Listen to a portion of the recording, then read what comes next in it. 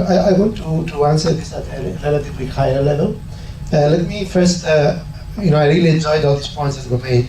I enjoyed one point that you made, David, that you said that grouping activities in a way that one feeds into each other. That reminds me of our manufacturing paradigm, right? Manufacturing facilities are designed in a way that there is a natural flow of product. And here there should be a natural flow of energy and the byproducts of energy. So that's a very good point. When it comes to road mapping and definitions, I would like to comment that green is a direction, it's not a destination. However, economists and engineers do not work with directions. If you tell me that I have to go up or go higher, sure, that is instructive. But if you tell me that I want to be 1 meter above where I'm now, in some time and 2 meters, so on. So if you start putting destinations one next to each other, then you have a roadmap on the road and some timing. So I'm glad that BCA and Ariane are engaged in that, because that is absolutely necessary. I would like to make a point about, in terms of research penetrating the marketplace.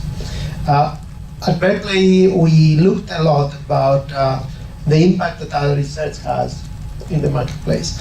And if you go back and do some history about big things that came from big places like Berkeley, MIT, Stanford, and so on, you will see that the big impact, like the Berkeley Unix and so on, or wireless person networks, or the electronic design automation, took 15 to 20 years from the point that the first papers were written until the marketplace has changed.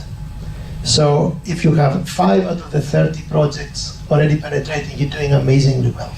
And I think that we need to be a little bit more patient, because the role of research is to take the risk, to look beyond the horizon, and to accept the high level of failure.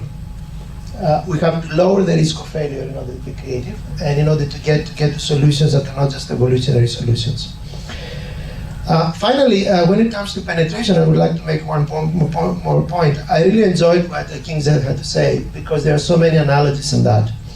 And in my view, what drove the smartphone was not the operating system, was not the hardware. I had a Palm Trio, that was perhaps the first generation smartphone, and I had the internet at my fingertips. But I couldn't use it. Who will sit down there and use the browser? It is the 900,000 applications that became available under Apple and under Android that make the smartphone useful.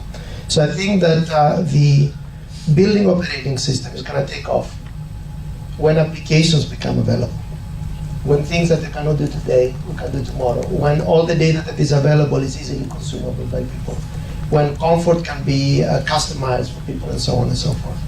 An interesting question. I keep talking about open source, and Apple iOS, the most successful introductory smartphone, is certainly not an open source system. But they did open the market to third-party applications, and they made it easy for them to put it in there. Okay? So it's not so much the open sourceness that we care about, even though there's a high value. It is the ability to allow third parties to introduce applications and reduce the friction to put them out there. 99 cents you could buy applications, right?